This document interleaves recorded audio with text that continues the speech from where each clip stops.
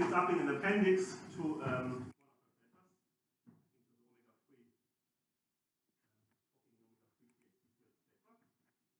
papers.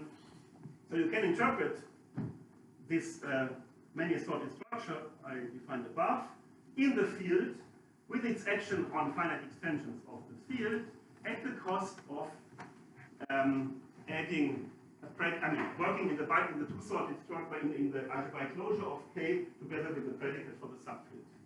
This is not as harmful at all because it has relative quantification and by T it's relatively complete. So basically, it's completely understood from the point of view of K.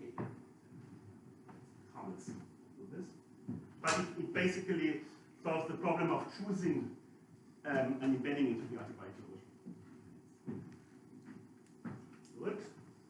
So that's a way one needs to incorporate it.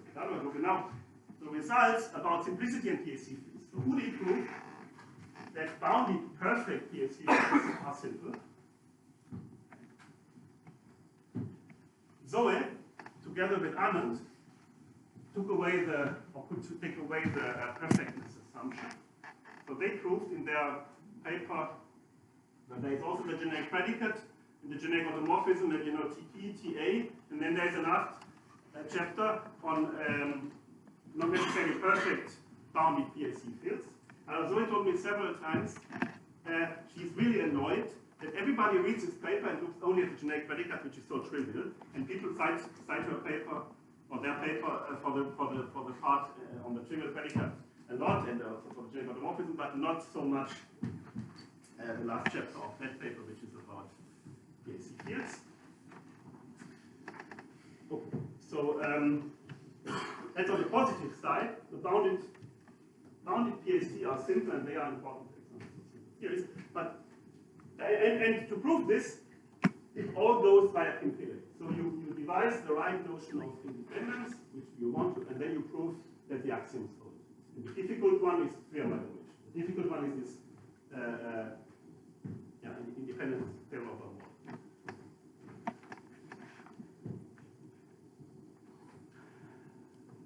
Zoe also proved the converse. So she proved, using cleverly Galois theory, that actually, whenever you're unbounded, you're not simple. Because what she proved is that non-forking does not satisfy local characters. This axiom that, so she constructs types. So a field is the language is countable. So she constructs types over an uncountable set that do not, so that there's no countable subset over which they don't fork.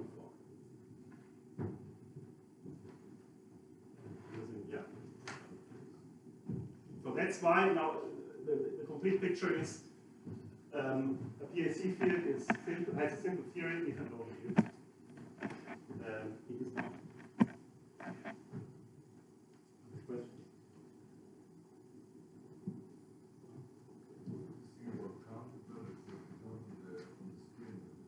Yeah, I said something, let me go back. Yeah, because look, in the Pillay theorem, there was local character, and the language of rings is finite, so this is counted the same. Add the variables, so you have always a countable set here. So I would need to find a countable subset over which I do not fork. And she constructs types which fork over every countable subset. Contradicting, she constructs some situation where for does not hold in every unbounded PSC field. Yeah, but it's enough because of the last thing. Yeah. I mean, it's just this was a quick way out. Of course, she does it for forking, but we know that. I mean, anyway, but another definition of simplicity would be that it has local character. But I didn't want to go into details. Anyway, so she violates fork in every unbounded.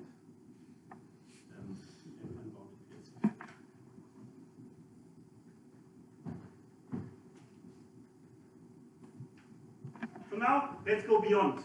So Zoe worked hard beyond the bounded PSC fields. So there's a paper from 2002 where she looks at omega-free PSC fields. So omega-freeness means that, okay, there is a countable field which is elementarily equivalent, so that the absolute Galois group of that field is the free profinite group in omega generators. You can imagine, of course, if you go to a larger one, then it will no longer be free in omega generators because the sorts we mentioned are not algebraic, so the geometry extensions it will grow. I can only ask this for count. And in her paper from 2002, she actually obtained strong results on omega-free PHC fields. Notably, she gave an algebraic characterization of non-forking. I don't want to give it. Huh?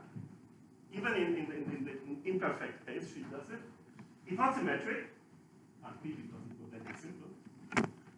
And this is interesting. She studies a stronger notion, actually example, a stronger notion of independence, which is symmetric. And she proves 4 kinds of independence theorems, really looking for what could help and so on. But the interesting thing is she also adds speculations that there might be an abstract theory behind all this. Avant la lettre. So this is a big NSOP one, avant la lettre. Because it could be used by Artyom and Nick in their paper on free properties. For example, in characteristic 0, so for omega-free PHC fields in characteristic 0, the particular perfect, they could prove that they are NSOP ones. What do they do? They use Zoe's independence, the stronger one, independence notion. And there is a characterization that I think Pillay, I don't know to define, but the one that is also canonical independence notion in NSOP1. NSOP1 is equivalent to not the tree property of the first kind, which I can explain here. Not only do you want inconsistency below something, but you want inconsistency for any k incomparable ones. So this is a larger class than the class of simple theories. And for example, omega-free PHC of characteristic 0. What was the other question? What was the strong order property? It is not. I explained the equivalent things. I explained the one with the one with the tree. There does not exist a formula. Okay? There does not exist a formula and a tree of parameters I plug in, and a natural number k, so that paths are consistent, and any k incomparable with respect to the tree order instances are any k are inconsistent. Here I only asked for the children of one node to be k consistent, but you want that however it lies. Also known to Shelah. Okay, so this is a so now to add to the intellectual freshness of Zoe, I like this one. She then apparently was intrigued and maybe also provoked and replied by this paper. Like she could also do this. So she showed that any omega-free PHC is NSOP3. So there is it is consistent to have an infinite say couple of AI from natural numbers, so that phi of AI, AJ holds for I less than 3. But it's inconsistent to have a cycle of length 3. So you cannot have phi of x1 and phi of x1, x2, and phi of x2, x3, and phi of x3, x1. So, and if you don't have such a formula, then you're NSOP3. So it proves that actually she proved it for, I think she also proved it for Windows, for generalization of these, where the absolute Galois group has a very nice homogeneity properties. How much time do I have? 14 minutes. Okay. So, are there questions so far? So, how does one get to grips with monotheoretically with arbitrary pseudofinite fields? It was already mentioned in Udi's talk, and also in mine. There's this work by Dries and Angus Macintyre, which basically also incorporates the absolute Galois group. And using an embedding lemma due to Yarden and Kine, one can show this term. So you have two PAC fields and a common subfield E. You assume that both are separable over E. Then the two are elementarily equivalent over E. If the obvious things hold, what are the obvious things? They must have the same degree of imperfection, as they would not even be elementarily equivalent over the over the prime field. That's the thing. Yeah, because the degree of imperfection as an invariant n union infinity is first order. Second thing is this. They must have isomorphic relative separable closures, because this is seen by formulas. It's not difficult, it's not completely trivial, but it's true. Actually, it can be seen by formulas that you have one. This is not a trivial one. This part is trivial. And the third condition, which is on the absolute, so on this auxiliary structure I mentioned. So take this phi from number 2. I must have it, else I'm not elementary equivalent. Take this phi from middle phi from number 2. This little phi gives me a capital phi dual, which is on the Galois groups. The absolute Galois groups of K1 intersected with E set and K2 intersected with E set. This is a map, which is a partial map between the structures, the Galois structures associated to K1 and the Galois structure associated to K2. It could or could not be partial elementary. So this should be partial elementary. So this is like an auxiliary world, like for example, valid fields, maybe valuable or residues. So this is auxiliary thought. You need, of course, to be, because it's interpretable, you better be elementary there, but it's enough to deliver the object. Okay? So this is somehow in the most general situation you understand what's going on. Because, and you see, there is also the ingredient separable. So we need to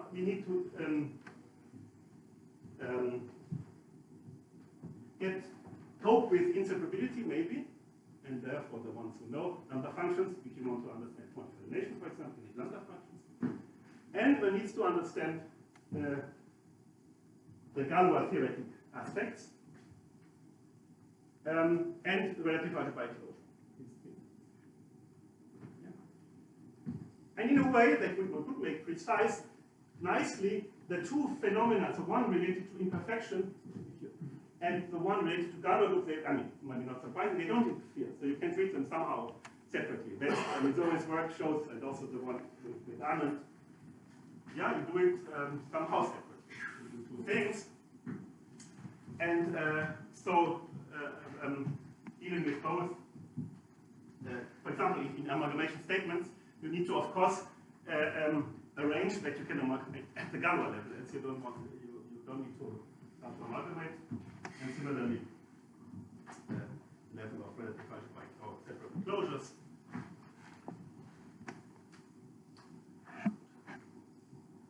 So with this, I want to add on this important part. So, and what Zoe was really at the heart, the contact with simplicity and beyond. So, from abstract model theory and the theory of cases. Now I want to talk about something much more recent, the joint paper of Zoe's with Nick Ramsey, which talks about groups. I forgot to say, so when I started my master's thesis with Zoe, she wanted me to work on groups definable in pseudofinite fields. There was a paper by Anand Pillay,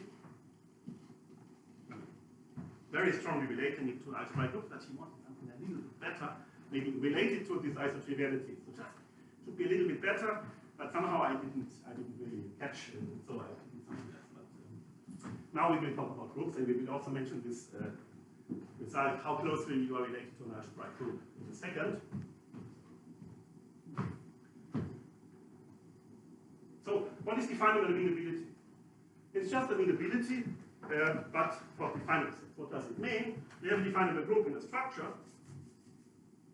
It's called definable amenable if there is a translation invariant, finitely additive, probability measure, and definable subsets of the group. Important thing is translation invariant. One may show that actually it doesn't depend on the model. Not completely trivial, but an argument. So you could think that it's not enough to know what happens with M-definable subset of the group, because what if it's not saturated, but actually it doesn't matter. You can over every elementary extension. So if you take an elementary extension of M, then the larger group, so evaluated in the larger model, is defined to be amenable if and only if it's a smaller group. Now, some examples quickly. Of course, if you're amenable as a group, then you are defined to be amenable. For example, if you're solvable. Also, if you're finite, then you're of course amenable. Every defined group in a stable theory is defined to be amenable. This is very surprising because the free group in two generators is definably amenable because it's stable by Celan. This comes from the theory of stable groups, and it actually follows from that theory very easily. PSL2 of R is not, and it was open, if I understood correctly, whether all groups definable in a simple theory are definably amenable. Now, in the work of many authors, I don't know how did this happen? What did you read in a conference? Or? Okay, so in a paper with how many? 7 authors, they construct one which is not. So there is a definable group in a simple theory which is not definably amenable. But now, Zoe and Nick, they looked at this in a special case, actually in E3 and omega 3. Perfect PSC fields. Yeah, so E3 just means it's bounded. Yeah, it means that the absolute Galois group is isomorphic to the free cofinite group in the generators. For example, if E is equal to 1, that would be a pseudofinite max. And if E is larger than 1, then yes. Okay. Now they prove that actually in every perfect E3 bounded, in every perfect E3 PSC field, every definable group is definably amenable for E, finite or.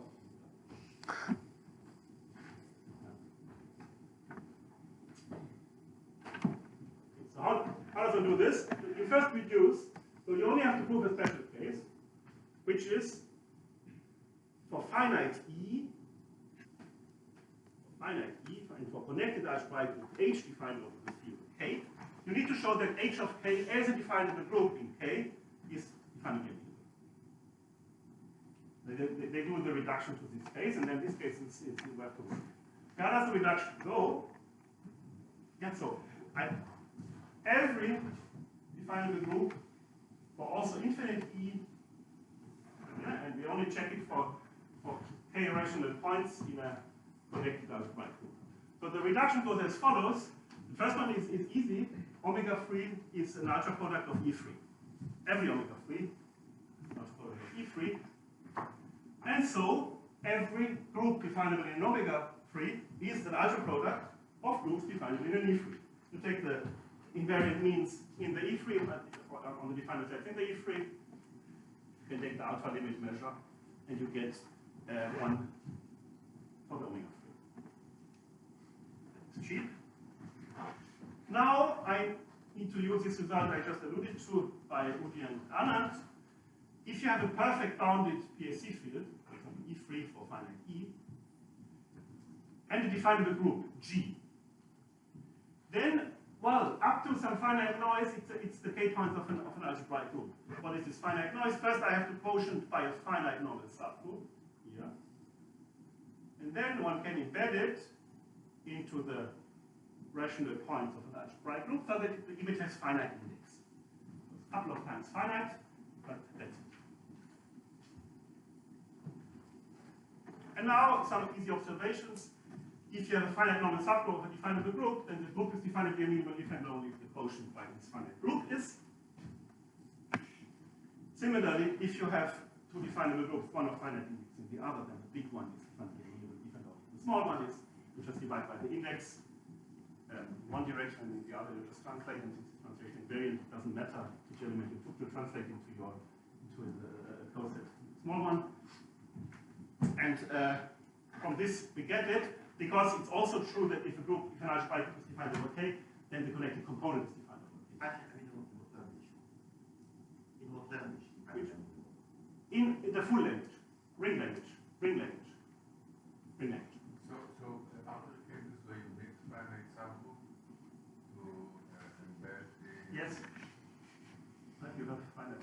but sometimes you have finite subgroups. For example, take the squares. Squares in an ultra in a pseudofinite field of characteristic 0. It cannot be equal to. No, because I can put quotient out, but it will not be by the measure. The measure cannot be, because it has already multiplicity 1/2, so you could never realize it as no, you cannot. You're answering about finite index. Yeah. The question was about the finite normal subgroup. Well, you need the finite normal subgroup. I see. Sorry. So you mean the finite index or the finite normal subgroup? So I am asking whether or not the n.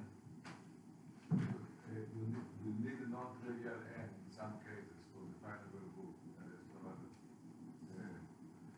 Actually, maybe Udi, you know. I suppose you know. You need, but I don't need an example. I don't have an example. The square of the The squares are embedded. No, the squares are embedded into the full multiplicative group. That is not a problem. No, the point is that the things like since you are essentially working over things related to finite It's fields. like central extensions, but in your maps, which are not meant to be available.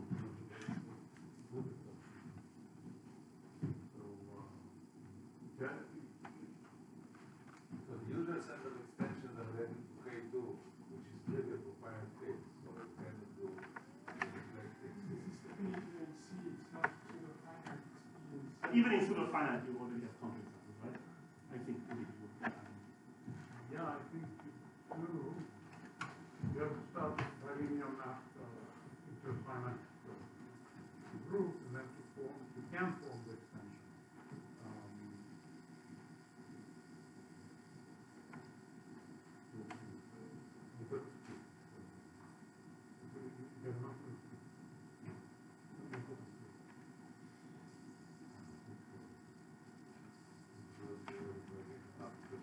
If you make the cycle, where's the Right? So it seems to sometimes. And so this proves the reduction. And now what they do is, what the actual work in their paper is to construct a measure.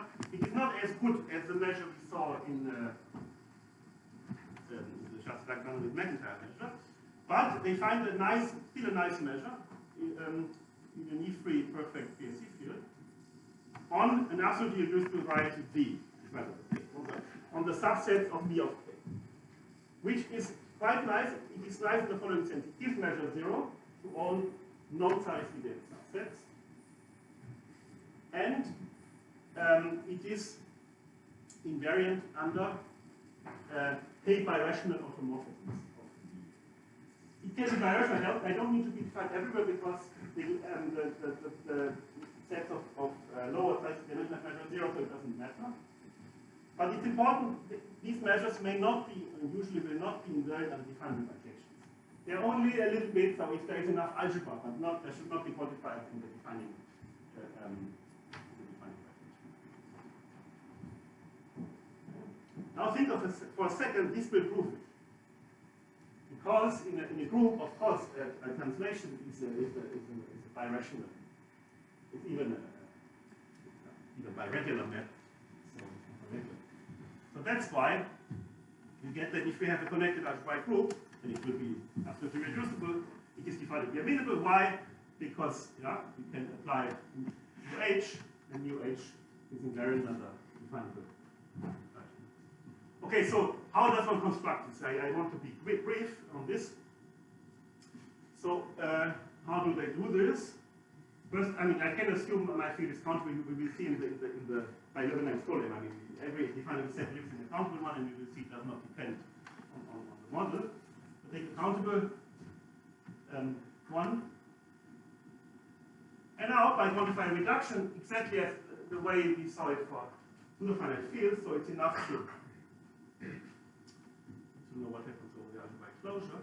What you do is you actually give a measure to the subset of the type space of those types which extend the generic type on V, but as a quantifier V type.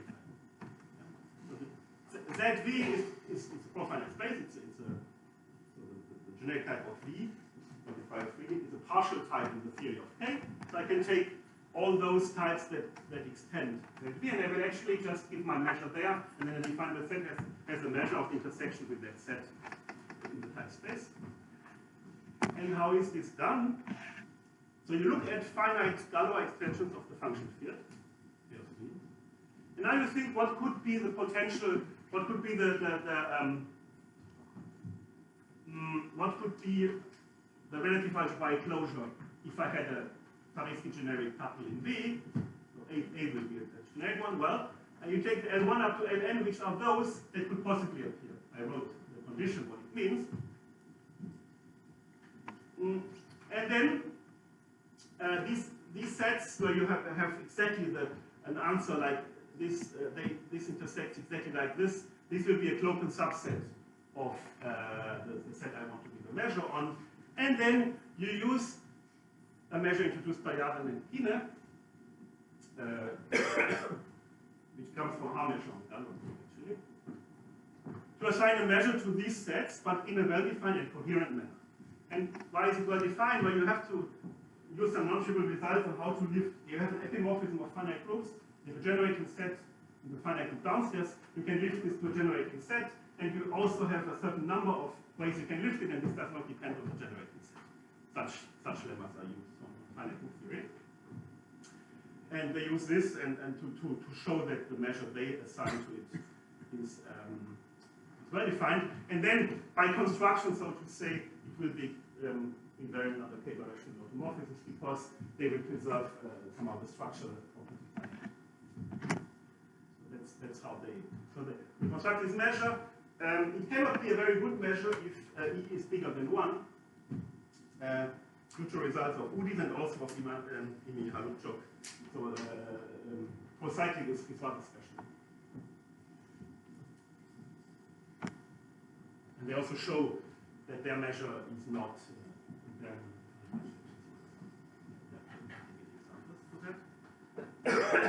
Now let me end with something which I said in the beginning. It comes from a question I had asked both Zoe and Udi a long time, I think in 2019. I remember I wrote both, because I wanted, I think it was in 20. I thought, I was reading that maybe pseudofinite fields do not have definable, non-realized definable types. I don't know why I thought this, but I thought, and it turns out to be wrong. But let's see. So let's give a quick introduction to a couple of notions that may come up here. So take an arbitrary complete theory and do a monster model. Take a small elementary substructure and a type, a global type, so over the big model. You say this type is M-invariant if it is automorphism invariant under automorphism of U over M. You say it's finitely satisfiable in M if every formula of the type P, which is with parameters from U, has a realization in M. And we say it is definable over M if for every formula phi of x, y, here, there is another formula which may take parameters from U, this dp phi, and takes a decision for which instances of the formula, for which phi of xb go into the type, namely exactly those that satisfy the formula. So it's a definable decision on the instances of the formula, who goes into the type and who doesn't. And then you say a type is invariant, finitely satisfiable, definable, if it is so over some small n. Now observe, if you are indefinable, then you uniquely extend to an indefinable type over the monster. Because you just take the same recipe. Consistency is checked in the model. So because n is already a model, this can be done. If it were not a model, it would not be true, but if it went wrong, you would see it already. Would like it? I know, I knew it when I wrote that. So it's true, yeah. So I defined something which, and I used something on the slide which I did not define. I did not define what it means for a type over M to be definable over M, and it's the same definition. I don't want to define it for invariant, but for definable. Yeah, you're right. Good. Yeah, someone pays attention. Okay, and completely clear if you're indefinable or finite satisfiable in M, then you're in particular M invariant. These are both strong reasons to be M invariant. Okay, let's do some examples. Realized types are everything. So if your tuple is from M, then you are indefinable and finite satisfiable. And also not difficult, every type over M extends to a global type which is finitely satisfiable in M. Just do it by, you can also take someone in the closure of your type. You can make any do it all by hand. And a theory is stable if and only if every type is definable, but actually, yeah, then every type is definable and finitely satisfiable. And it is M definable if and only if it is finitely satisfiable in M. So somehow one of the cornerstones of stability. And now let's look at something unstable. Let's look at the random graph. So everybody knows what the random graph is. So you have it's a Freisel limit of all finite graphs, symmetric graphs. Example. There is a global definable type. You just say, I am not from the model. It will not be realized. I'm not from the model, but I'm related to everybody, for example. Okay. Now, pseudofinite fields are not stable. So you could think, okay, we can do it as random, but the problem is there's also structure. So this brings me to the questions. So can one describe all definable, all invariant, all finitely satisfiable types in pseudofinite fields or in models of ACFA? Well, this is a very bold question. Actually, can one describe all definable types in pseudofinite fields? This is the real question I mean here, maybe. Are the types definable types uniformly definable? That means if you have for every phi a formula chi of yz, so that all phi definitions are an instance of chi. That would be uniform definability. Yeah? I didn't think too much about it. The real question was 3, so that was the question I had asked to Zoe and also to Udi at the time. So are there non-realized definable types in pseudofinite fields at all? If you start a good one, so you take the case squares, you know you have to decide x plus a is a square or not. Yeah, x is a transcendental element. You have to decide for every a whether x plus a is a square, for example. And then you have to decide much more complicated things, but you start with this. And everything, there is random and structured, so it's not so. Udi told me that there should be one, first email, yeah, there should be one. And then, but years later, we looked at it, and then he convinced me that it works, and actually it has even a simple proof. So now, just an observation, actually, it's a 5-line proof. In characteristic 0, there exist non-realized definable types in pseudofinite fields. Let's do it. Whenever it gets interesting, in my practical life, there are evaluations that come in. So, look at the Hahn series field. So you take your pseudofinite field of characteristic 0, you take the Hahn series field, almost use this series field, doesn't matter, because they're equivalent. Or more generally, any ancillary field K with alpha lift of the residue field, and with divisible value. Okay? And what do we know? We know that in every characteristic 0, the residue field is purely stably embedded, just a field. And actually, this is also true for valid fields with lift by the usually quantified relation. Yeah? So, what? So there is also regular embedding of this Hahn series field into an elementary extension of F. The extension is regular. So, and the Galois groups are isomorphic by some relation theory. The Galois group of the Hahn series field is isomorphic to Z hat, the Galois group of F. So I can embed K into some elementary extension in a regular way. K in U is also regular. So the Galois group of U restricts to the Galois group of K, which restricts to the Galois group of F. And we claim that actually every tuple from K has a definable type over F.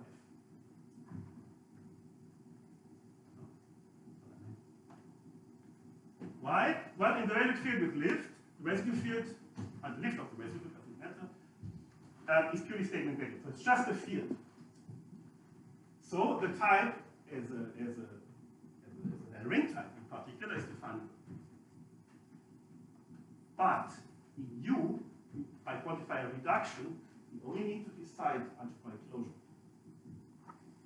And the algebraic closures are the same.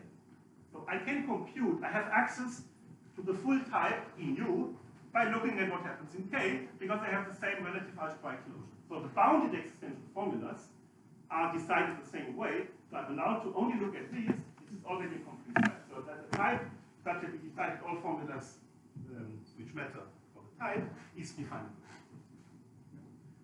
So by quantifier reduction, we get that the type of the interlanguage of rings of A over F. Now A is a tuple in U is definable.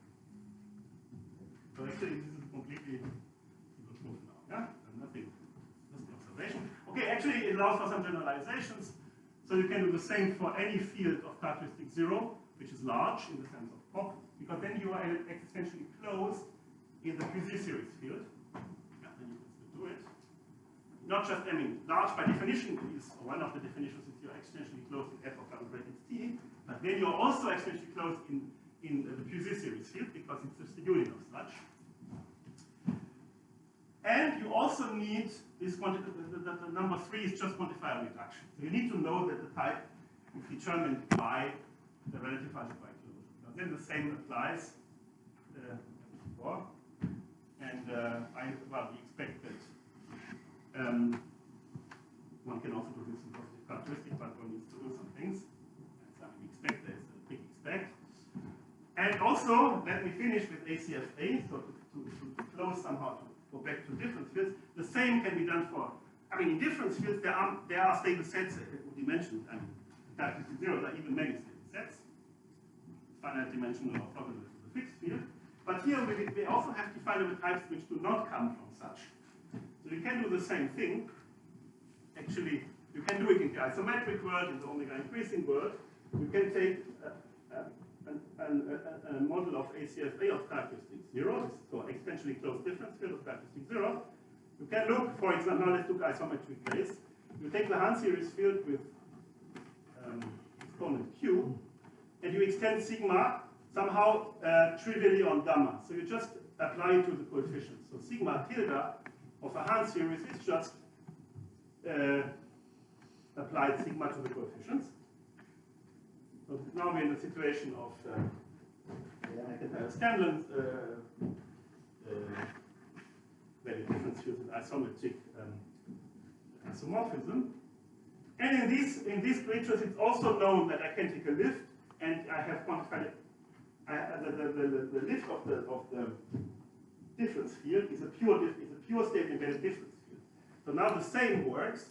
You can any type you take here, any type of a tuple from L has a definable type in ACFA, even if this guy is not ACFA, but it knows that it is algebraically closed, so you have access to all the formulas Udi needed in his talk. So you can decide this type by looking at this other field.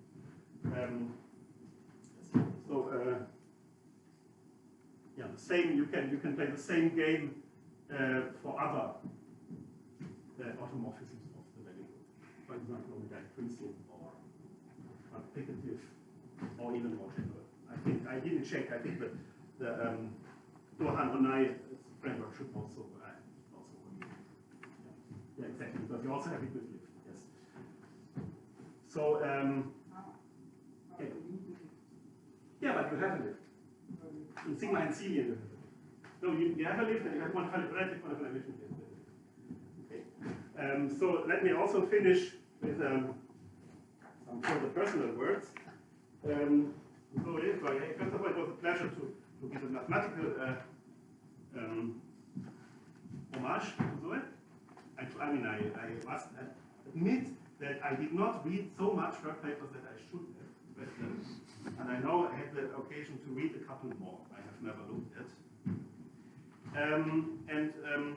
Yeah, she was incredibly generous. It was said numerous times at the funeral, especially to the young, and especially also supporting women, but especially to the young.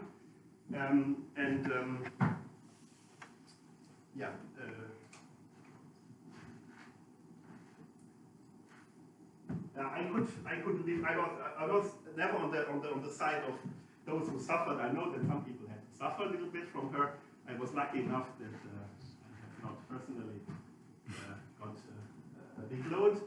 but she never meant it in a bad manner. But as I fully agree with Udi, it was for the cause, and the cause was something just, especially something not just injustice, or something which she was different, and many of the quarrels ended up with it. And we will miss her.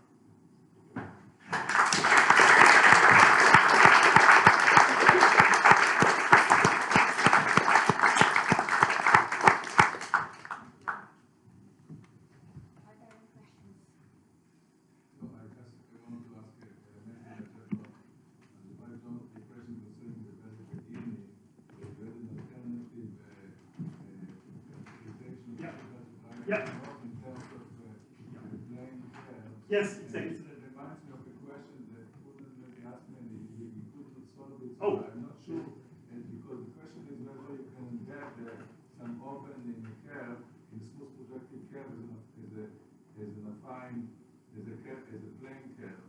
The point is that you have singularity. You want to find a rational point. I don't care about singularities, you know, in this case. They don't have to be smooth. You know? The varieties don't have to be smooth. You know? I know, but suppose if you have a smooth fine curve and you want to find a rational point. Yes. And if you embed it rationally in the affine plane, then it's not good enough because you cannot lift the singularity possibly to the original curve because it can. I see what you mean. It can be a.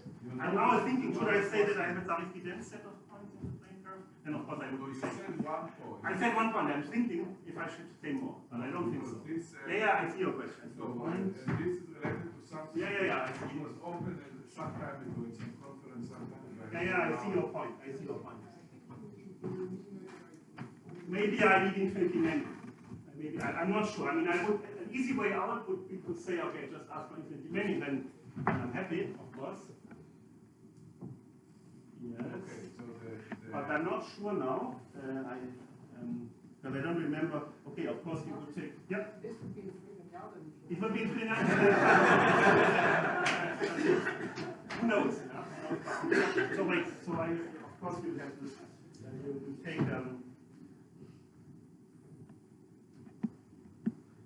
You tell me that of course you only by rational. You don't know that you have a new point which you didn't have. So I'm not sure. I should know this, but I don't know it. So I mean, it was for me important to put it so that I can easily state that it's axiomatizable, and that I can still do because I can just verify infinitely many points. And the other question is the fine question you asked. I'm not sure.